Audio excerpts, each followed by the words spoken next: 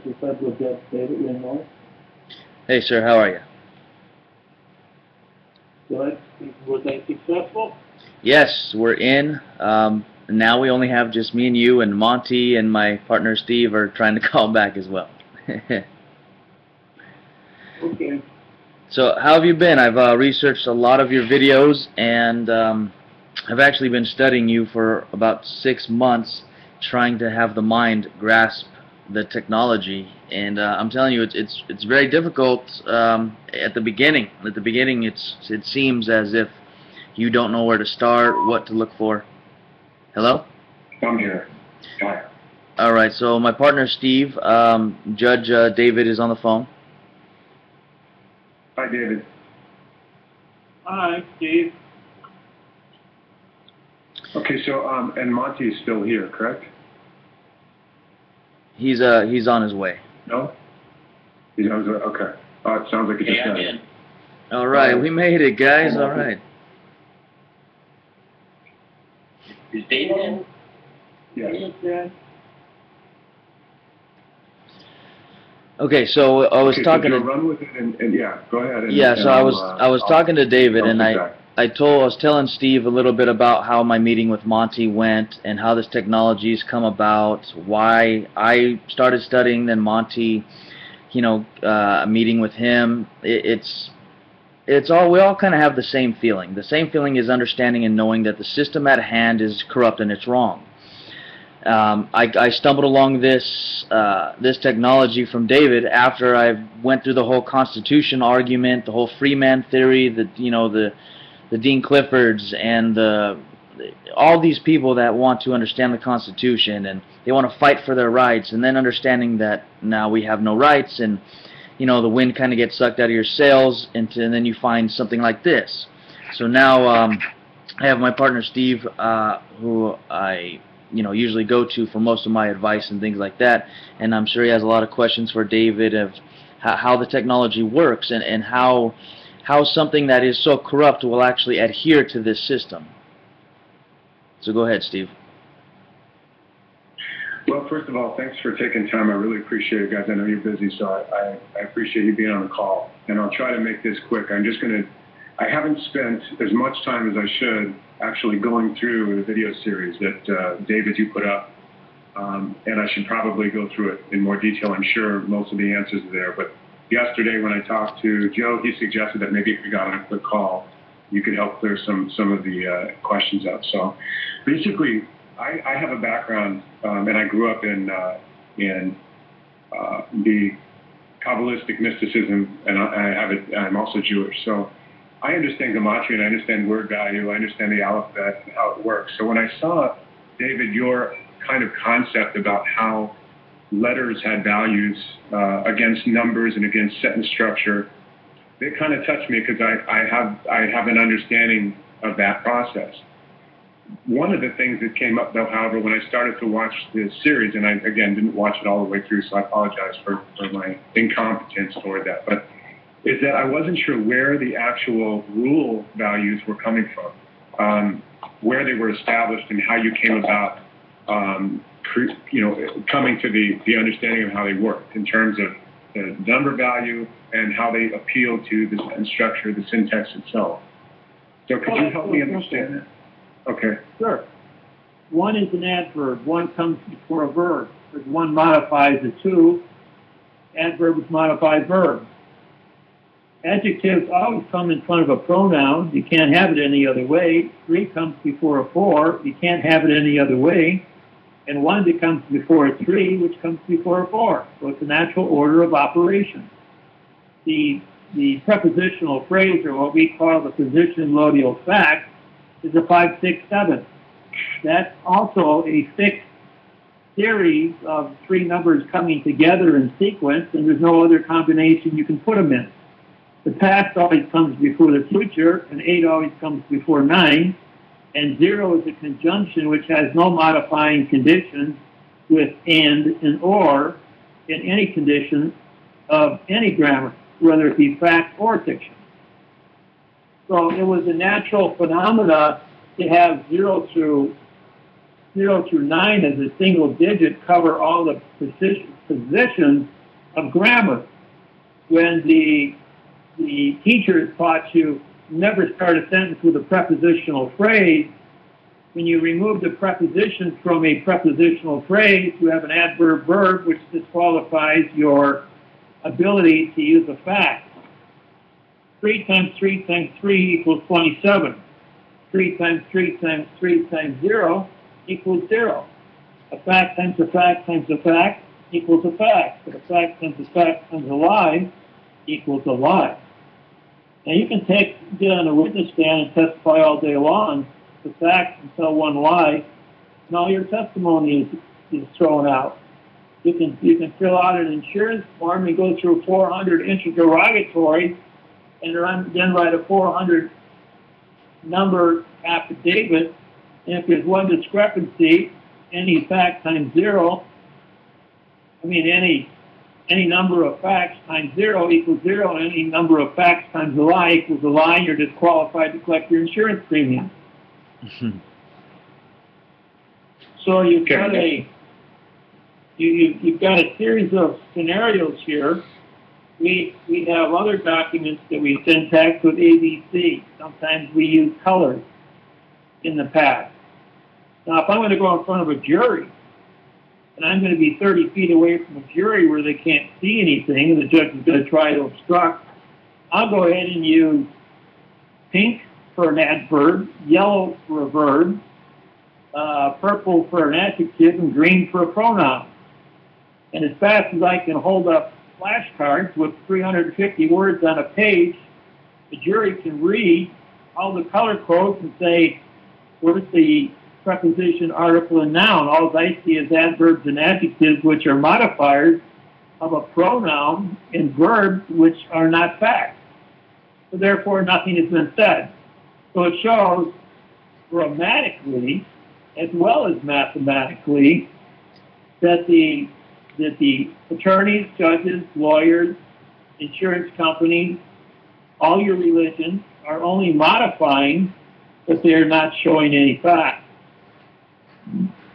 A modification is what we call could be perjury, could be art, A-R-T, an illusion, I-L-L, could be imagination, I-M, could be an attorney, A-T-T. Anytime you have a vowel and two consonants, the word means no contract. Take the word correct, C-O-R-R-E-C-T. C-O-R comes from corporation, and R-E-C-T comes from rect, or to build, which is joining, which is construction. So therefore you have a contract construction. That's what correct is. Put I-N in front of it, and incorrect.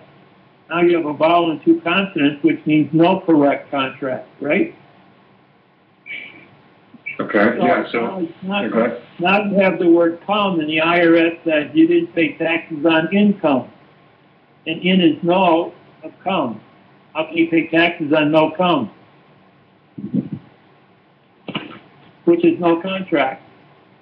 You signed the IRS form, but the IRS is owned by the attorneys, the judges, and the lawyers, which is the Bar Association.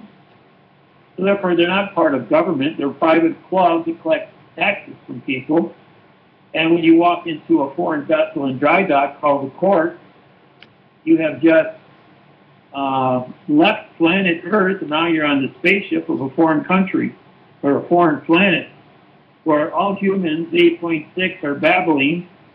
They speak a foreign language. They're a foreign vessel on a foreign vessel.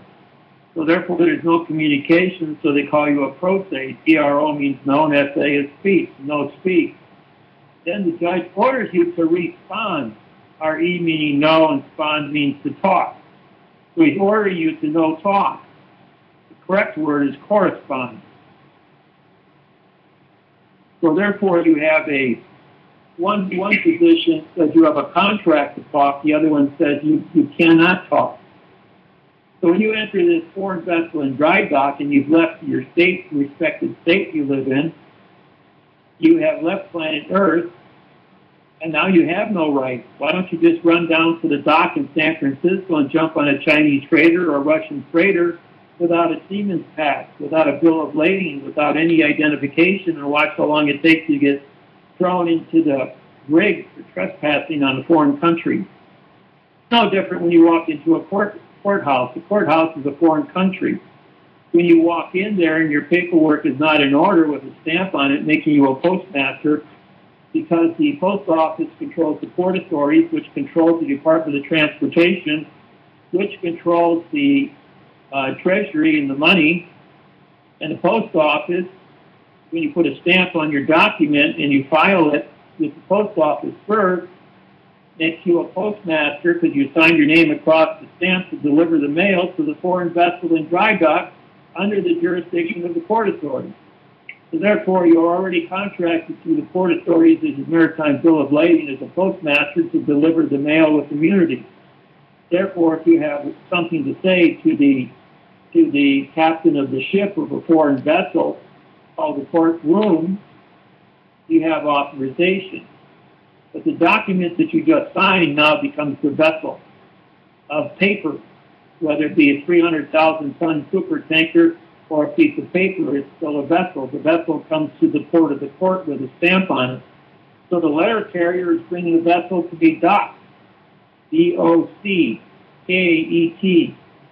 and get a docket number. Therefore, you then are called a document with a file stamp from the foreign vessel in dry dock, which becomes your maritime bill of lading, and when you sign your name across the docket number stamp, then you become the postmaster of that foreign vessel in dry dock. Now you have a postal position between the postmaster of the foreign vessel and the postmaster of your vessel. Now you have a legitimate bill of lading to enter a courtroom with the correct sentence structure, communication, parse, syntax, grammar.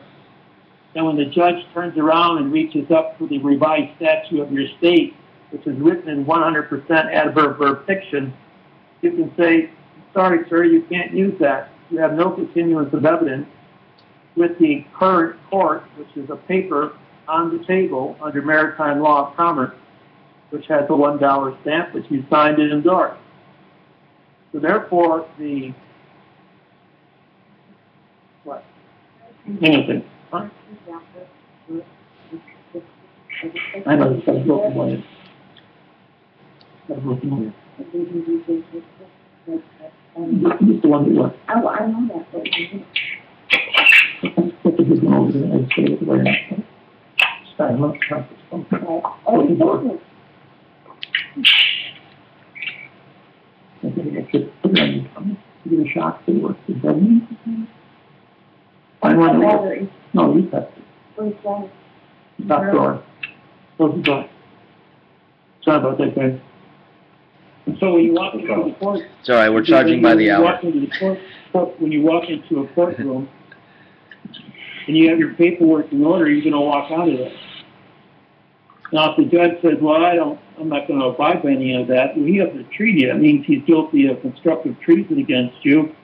And now the postal inspectors have arrest powers because the port authorities are in charge, and the postal inspectors have arrest powers of anyone on that vessel that has violated the treaty with the post office.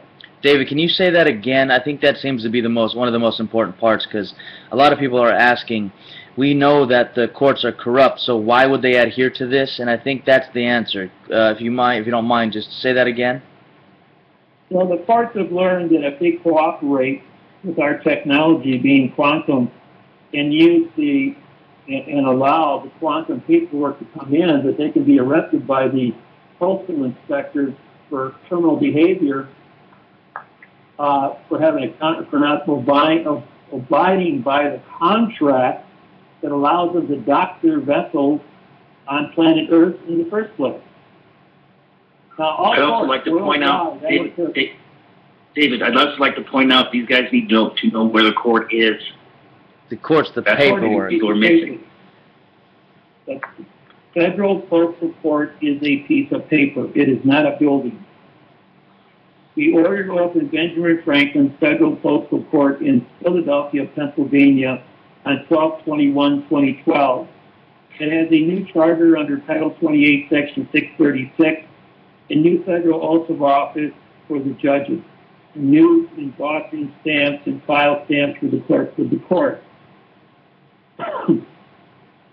So we have clerks of the court registered with the Department of Justice, the Supreme Court, the United States Supreme Court. We have, and we trumped the United States Supreme Court by 24 years, using the correct parse syntax grammar. Under Title 42, 1986, for knowledge of a fraud and the right to stop and correct it, we have stopped and corrected it under Title 42, 1986. By doing so, we have trumped all courts in the United States, and now the Federal Postal Court is the senior court of this country. Any other fiction court that has been created after the fact of 1775, an adverb verb has no standing. The United States Supreme Court since 1799 has never issued an order or a command. It has only issued opinions, written in adverb verb by judges with a second grade reading level. And that's where they've kept the entire judiciary, every lawyer, every attorney, every judge, and all people of the United States, 3.6 million people have a second grade reading level.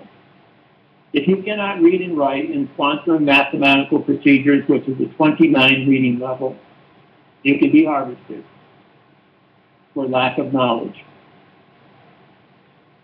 Okay, so David, that makes sense. I understand the basic concept. Obviously, there's a lot to chew on here, but let me ask you another question.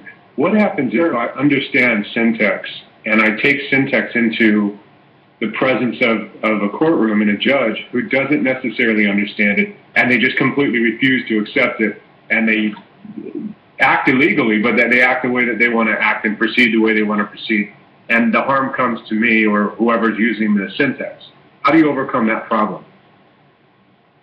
That comes under a de novo.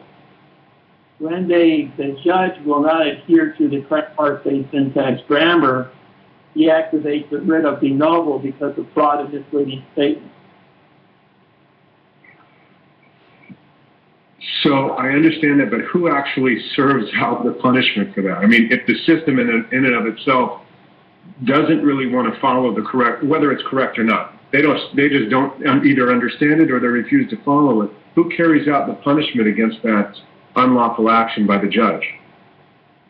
That's done by the postal inspector, because that's a vessel in dry dock, and the vessel in dry dock is not adhering to the treaty to hear grievances, but at the same time is using false and misleading statements to handicap an individual under Title 29, Chapter 16, Section 701 of the Disabilities Act, handicapping a person. The vessel in dry dock called the, what state are you guys in, by the way? California. Okay, state of California. State is a pronoun, of is an adverb, making California a verb fiction. The verb fiction has a treaty with the 1964 Civil Rights Act under the Disabilities Act to put wheelchair ramps in. All the streets all over California have wheelchair ramps so that handicapped people can travel, get around. Otherwise, they've been discriminated against. It's no different when it comes to grammar. If the handicap ramp goes to the courthouse, then they are under treaty to not handicap an individual. By modification of grammar in violation of Title 18, 1001, and 1002, and Title 15, Section 1692E, under false and misleading statements, for the penalty under Title 15, Section 78F for a $25 million fine and 30 years in prison.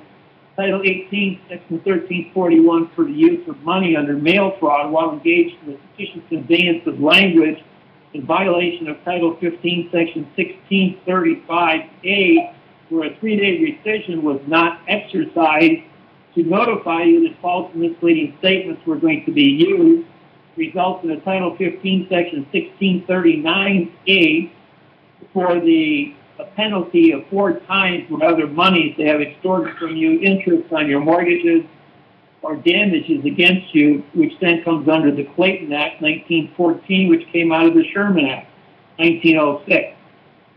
So the documents are filed under the False Claims Act, Title 31, Section 3729 to 3733, because of you're a whistleblower under the witness protection and are entitled to a new Social Security number and credit score as a result of you blowing the whistle on a financial corporation for treason against the people, bank fraud, fictitious conveyance of language, and that's how you tie all that together. Now, have you found that you've come across judges that aren't willing to allow the correct grammar syntax in their rooms? And have you found someone who's willing to, or a postmaster general, or that organization, as I'm not clear on how it functions internally, willing to go after that judge and actually enact punishment toward that particular judge? Well, we shut down Austin, Texas, where we had 4 federal judges, 12 U.S. attorneys that stole $8.6 billion from probate over 7 years, and 1 clerk out of the Court of Appeals in New Orleans who went to jail as a co-conspirator to cover it up for anything that got past them that would get to the Court of Appeals. We've taken out state of Wisconsin here, my own City of Milwaukee courthouse. We removed 12 judges out of here. Two Rivers, Wisconsin, replaced their entire government. In California, Orange County, Judge Pregeson was suspended for 2 years when he lost control of his courtroom because 2 plus 2 equals 4, TO plus TOO equals 4, and the jury had to be discharged. The IRS refused to prosecute a $1.6 million case, and the district attorney prosecuting the case, and Frank Martino's case, recused himself. And Pregeson was then fired by his father, who was the senior federal judge of California and the senior master mason of all lodges in California. Wow. So ever since then, Pregeson, any place, state or federal, any county, north, south, east or west, central, in California, that a case is filed with my name on it, it goes to Judge Pregeson in Orange County. Right, and he's also outlawed to touch my paperwork, but he acts behind the scenes because he's got a bone to pick with me. Him and Douglas, that's a big. Now that's you bring up something that would make sense to me. It would seem like most of these corrupt. Because to be honest with you, I mean, we know there's going to be people who are fair, honest, and righteous about these things. They're going to look at them and say, this is right, it's true, it's honest, and whether I'm at fault or not, this is the way it should be. And you're going to have a group or collective that's not going to care about any of that, not going to care about truth, not going to care about have any empathy toward people. And have you found that those people collectively come together in terms of fighting this particular kind of grammar syntax? Are they trying to find ways around it? They enforce us, yes. Remember the old adage?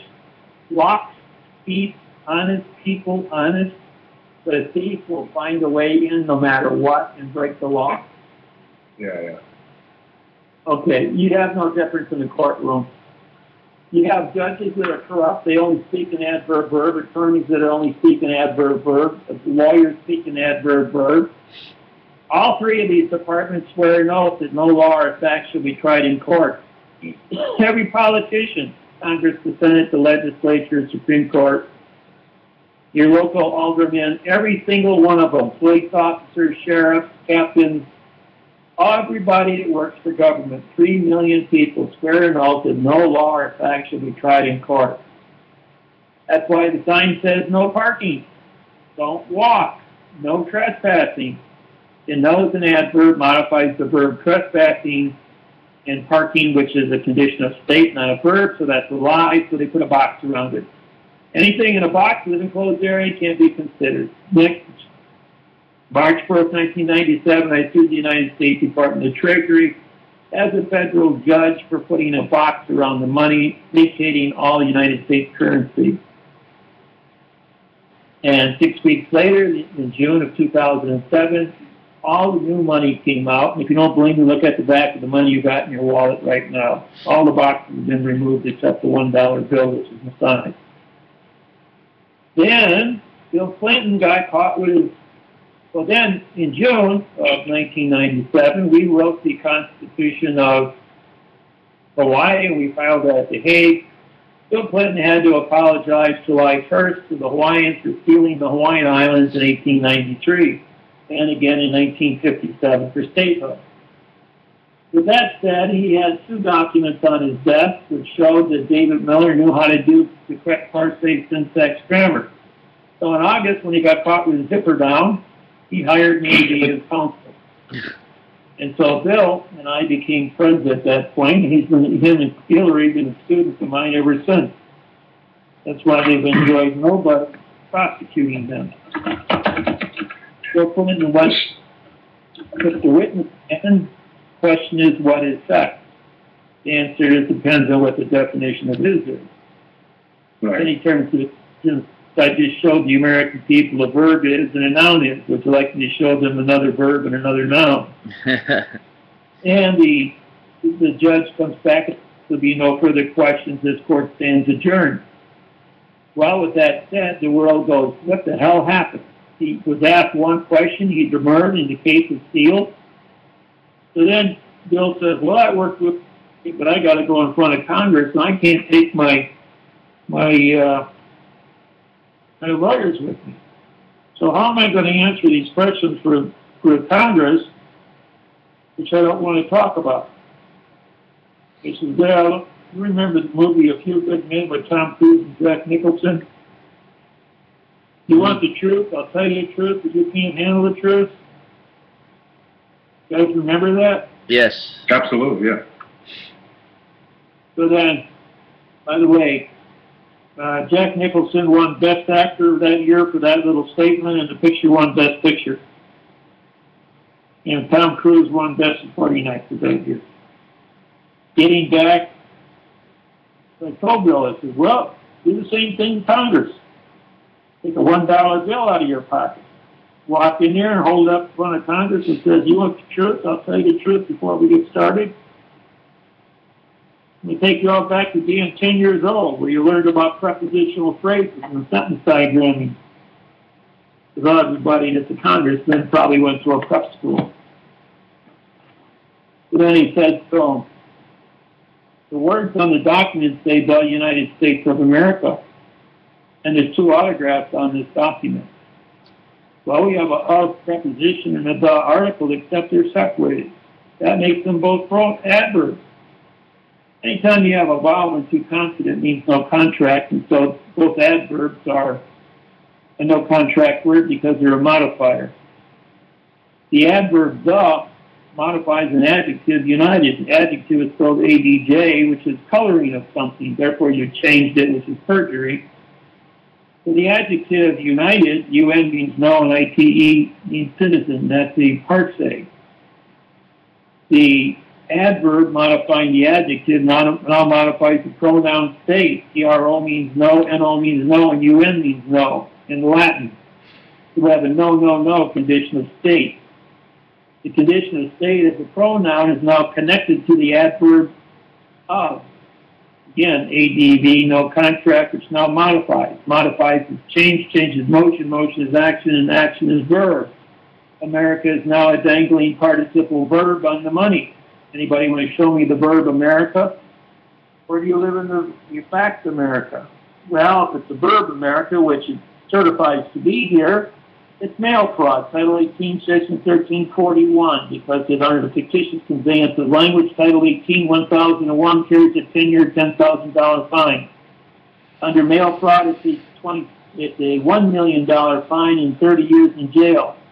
And under Title 15, Section 1692E, it's a false and misleading statement, which carries a $25 million fine and 30 years in prison. Under a Title 15, Section 78FF, better known as the Bernie Madoff case, who stole $69 billion from Wall Street. Wow. We have a Title 18-242, depriving the rights of the citizens of America by coloring the grammar. And then on the other side of the note, here it says this note. This is an adverb making note to be a verb. Does this look like a verb to you? So you see, ladies and gentlemen, this is a fraud. Now in 2 weeks I have to address the union and I have to tell the world, because everybody wants the truth, which is an opinion, that America's a burden of money and I have to disqualify all United States currency that 100 countries depend on. At the union address, or you can seal my case. All those in favor of sealing the case, raise your hand. 102 hands up, and he walks out and doesn't say a word, and nobody ever hears about Bill Clinton again, not to this day. Hillary runs for president of the United States, and not even North Korea, Afghanistan, Iran, Iraq, or anybody else on the planet, China, Russia, make any comments about Bill Clinton or Hillary. Because the Universal Postal Union of Bern, Switzerland controls all 250 countries' currencies, and all 250 countries' currencies are false and misleading under mail fraud, and all currency on planet Earth would be disqualified under the fraction banking system, which is no more than an illusion backed by gold or silver. So, David, that makes sense. I understand completely what you mean there and how that storyline works and fits perfectly. But completely. Let me ask you another question, though. If you refer back to the titles that are written in terms of the punishments, couldn't they also argue that those are also written in incorrect syntax and are not? No, because I rewrote every single title we use in the correct parsing syntax grammar. I rewrote Form 95, which is required to accompany all complaints to the Federal Department of Justice, to the Court Division, to the Postal Inspectors, to the Securities and Exchange and Consumer Fraud Protection Bureau. I rewrote everything so it all matches up, all has stamps on it, all certified, and all those documents are being kept as a class action by all 5 agencies. Okay, so the instruments in which you use to back up the punishments for the crimes or the unlawful actions committed by the judges, have they themselves be rewritten so they can be enforceable? Yes. Got it. Okay, that's very interesting. When you rewrite those in the correct varsity syntax grammar, a fiction can never come into a fact, and a fact can never go into a fiction. Your paperwork is the court, not the building.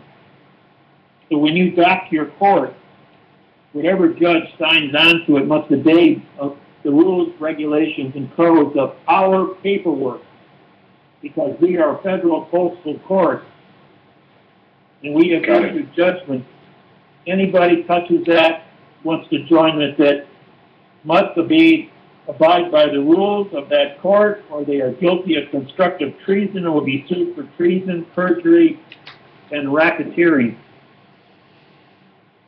And they will give us their signed confession by their own conduct. Now, just so I understand. Of course, everybody that's in a courthouse is dealing in fraud. Yeah, that's apparent to me. I understand, especially when it comes down to the language and the way that it's presented. One of the questions, I want to go back a little bit real quickly, and I don't want to keep it too long here, so I'm going to make this fast. One of the questions I had was, when you mentioned reading the existing incorrect language on a contract, really what you're saying is the first time you find the error or the falseness or the lie in the contract, it null and voids the entire thing.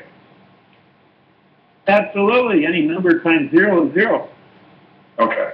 So, yeah, I get that. Any so, sentence, really all... The law requires that all sentences be numbered, because if you lose the sentence due to fraud, you don't lose the document. But because the mortgage contracts are 125% fraud with 4,500 mistakes, these are engineered fraud, like building a space shuttle with 3 billion components. If you make one mistake, it blows up on the pad like in '83 or disintegrates over Texas like 2009. Yeah. You see, it only takes one heat panel to be missing, and you burn up. There are no David, in certain departments. Okay, so are you suggesting then that there's a difference between the intention behind the drafting of the document? Can you actually say one party did it deliberately? Absolutely, it's a mathematical procedure. Frontwards and backwards is certified. It was engineered to be a fraud by the Fannie Mae Freddie Mac, which is the Department of Housing. The banks were going to nationalize the United States housing market. Stalin did it in 17. Mao Zedong did it in 34. Then the United States banking system said, we'll do it a different way through fraction banking and collapse it after 85 years and get everybody. Well, I blew the whistle on it in 2008 when I syntaxed Washington Mutual, and 3 days later they filed bankruptcy, and their stock went from $60 to 10 cents overnight. Same thing happened. The Citibank went from 47 to 10 cents.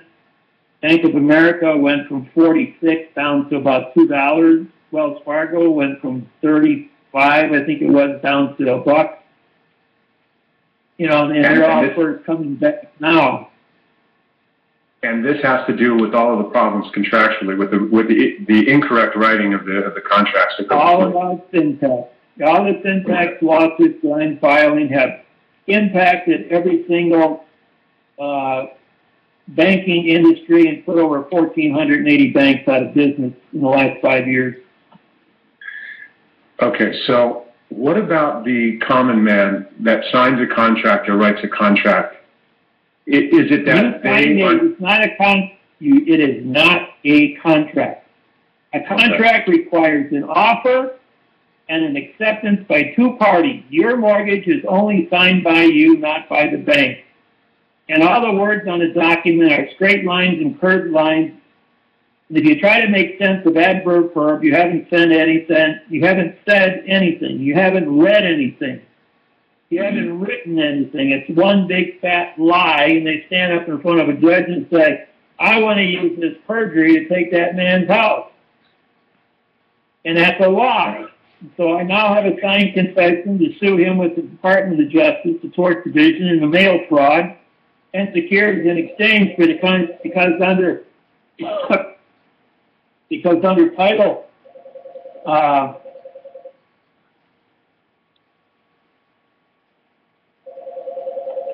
somebody stole my phone. Oh no. Hang on a second, guys. Sure. Hey, where's the phone? So, Steve, are you getting all this? I mean, is it registering? I mean, are things starting to make sense? Yeah, I mean, obviously the issue here is that once you can prove that the language that's being used is incorrect and it's outside of logical or correct syntax or sentence structure, you can say that everything is basically either two things. One was done without the intention to deceive. It was just done through stupidity and ignorance.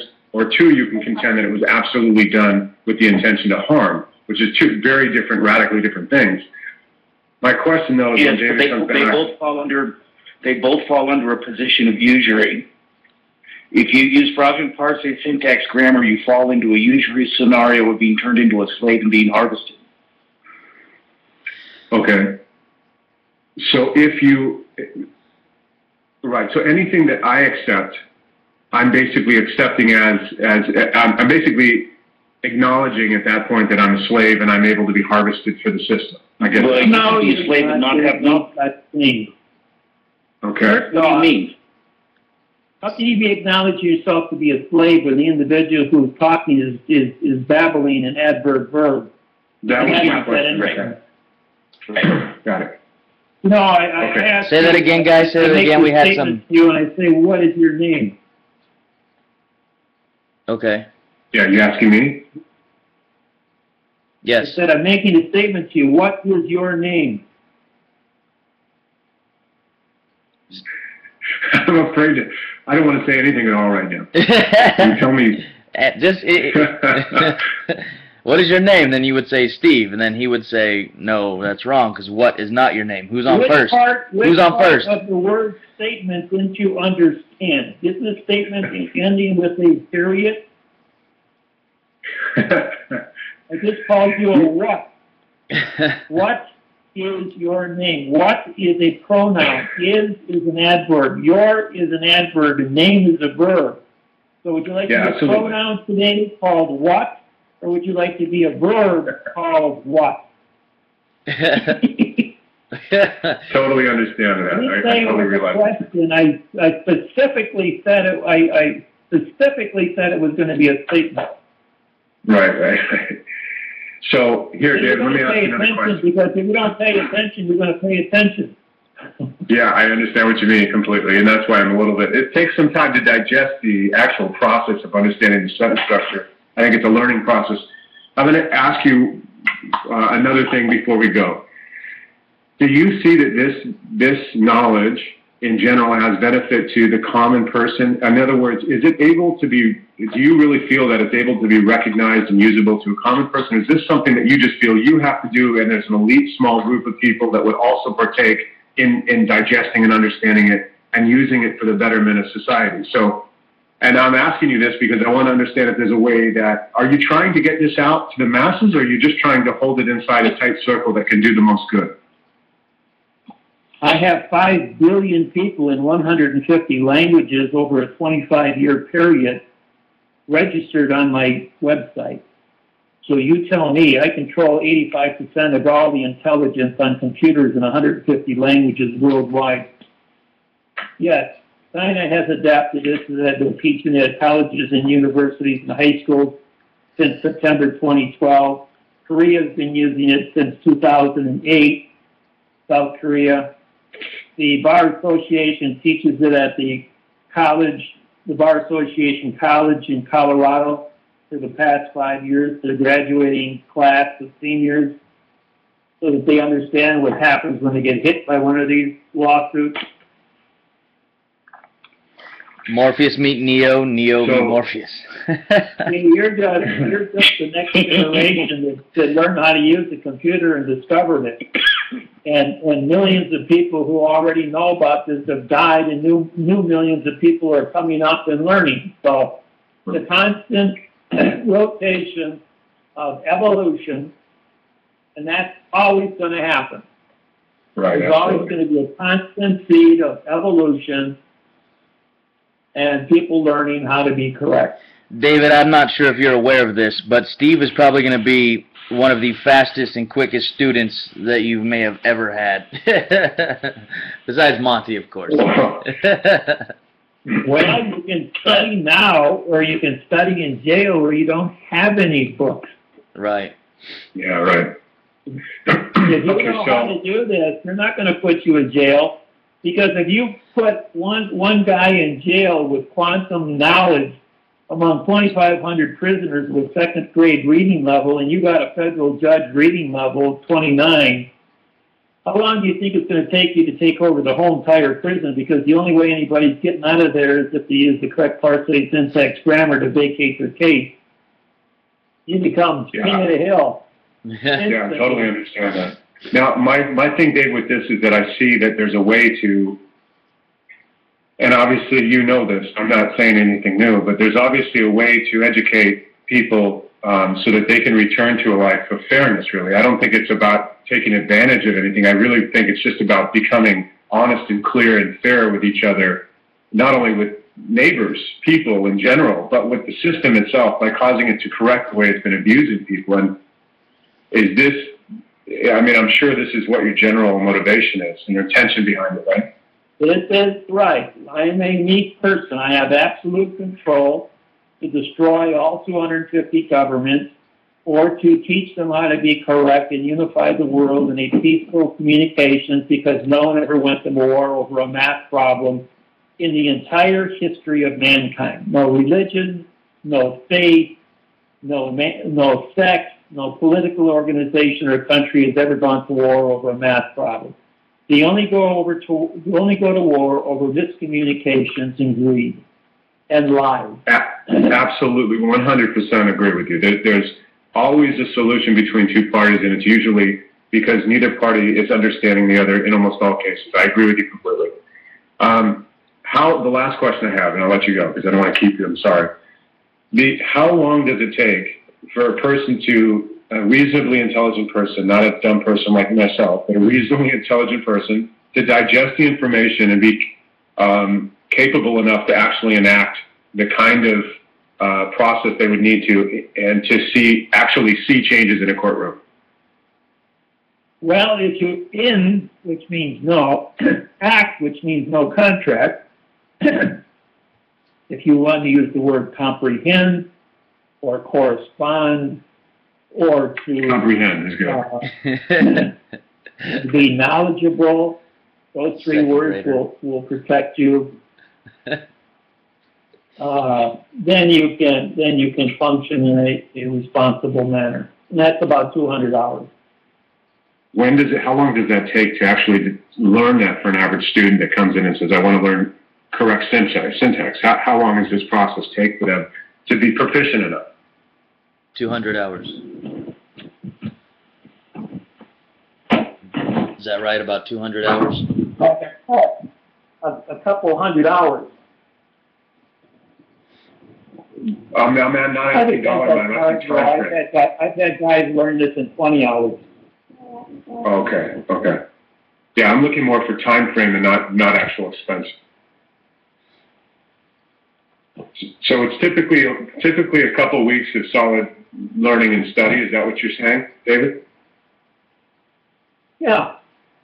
Depending what your learning curve is.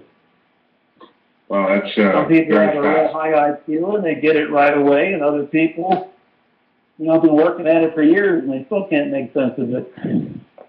Yeah.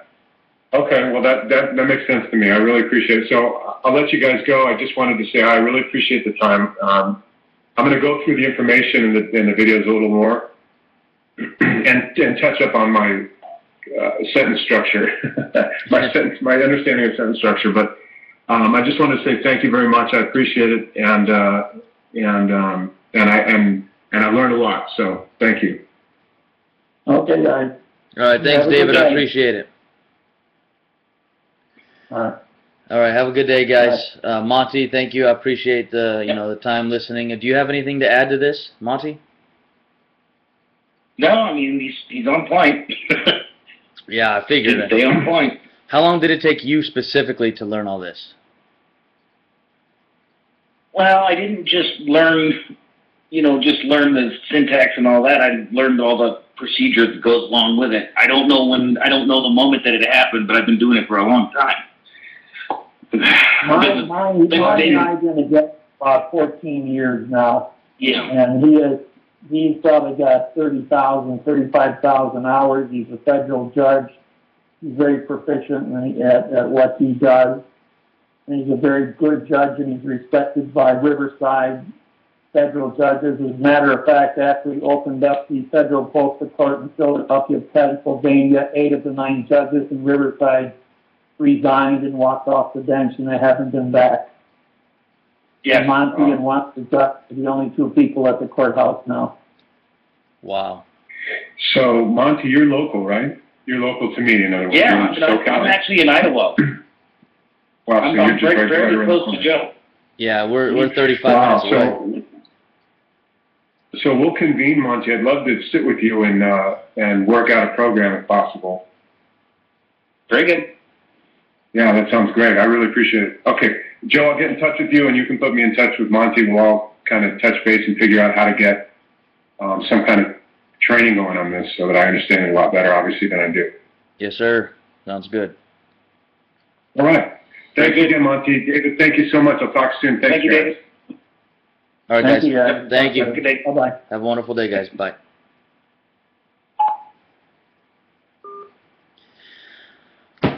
Ladies and gentlemen, so all of your questions, every single last question, your UCC codes, your Freeman, your all of this crap, it's adverb verb.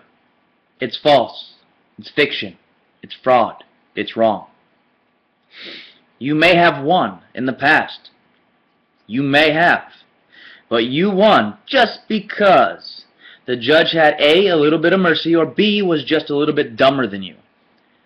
I don't want to live my life on dumb luck. I'm not going to spend 26 days in jail because I think I know something. I'm going to live my life correctly. I'm going to go to these court systems and I'm going to correct them. I'm not going to be a slave to them, and I'm not going to adhere to what they say. I'm going to bring the court to them via the proper language on the paper. So when you have the proper language on the paper, you have the proper documents to bring into this square building called a courthouse. So now that we know that the entire system is fraud, what are we going to do as individuals to correct that fraud? It has to go back to the individual. You have to look in the mirror and realize, I don't know everything. And you have to dig and go further. See, what happens is the ego gets stuck into the I know and I'm right mindset. And when that happens, we lose sight of everything else that is out there. You see, the eyes only take in certain bits of information. But science has already proven that there are a billion more bits of information out there that our eyes cannot pick up or see. Now, we see as pitch black room with no windows, we see darkness. You throw a bat in that room and it can fly perfectly without hitting the walls. Why? Because it has extra perceptions that we do not have. How do we gain these perceptions? We gain them by opening up the pathways in our mind. How do we open up the pathways in our mind? That's another story. That's another question. That involves Kundalini Yoga, Tantra, meditation, breath, breathing, correcting your internal structure. That is how. Religion is false. It's doctrine. It's dogma. All of that bullshit. It's all meant for control. You heard him. It's called harvesting. Human harvesting. That's what religions have done. That's what law has done. Governments, religion, it's nothing different. They're all the same thing. Please, people, you have to wake up on an individual level and get rid of all your belief systems. If you have a belief, it means you do not know. Okay? I don't believe in anything anymore. I don't believe in a God. I don't believe in a Jeebus. I don't believe in Buddha. I don't believe in anything. Because they said the kingdom of God is within man. Within man. The last place anybody ever looks. The first place people look is out there. I'm going to go look in the Bible. I'm going to go look in this religion. I'm going to go look in that. No. You need to look here. Look inside. Go within. Then you'll know the entire universe. But until now, nobody's done that. So we have to come out of ourselves and seek inside. And I mean by coming out of our ways we think, our mindset. From here, we can accomplish change. We can change the entire structure of this universe overnight if we so choose. The problem is people don't want to make that choice because of fear. You're afraid that if you get rid of the Bible and you're afraid that you're going to go to hell, fear runs your life, not anything else. Fear owns you. Fear rules you. Stop being afraid. Stop being afraid. You don't know that Jesus lived. You weren't there. You don't know there's a God. You haven't seen him. Stop believing in bullshit. Start understanding that, wait a minute, I don't know. So since I don't know, maybe there's something else that I can learn. And then you go and seek. Okay?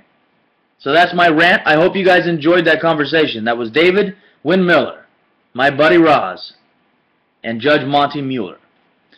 So from here, guys, I love you all, and I hope this was very educational for you. Peace.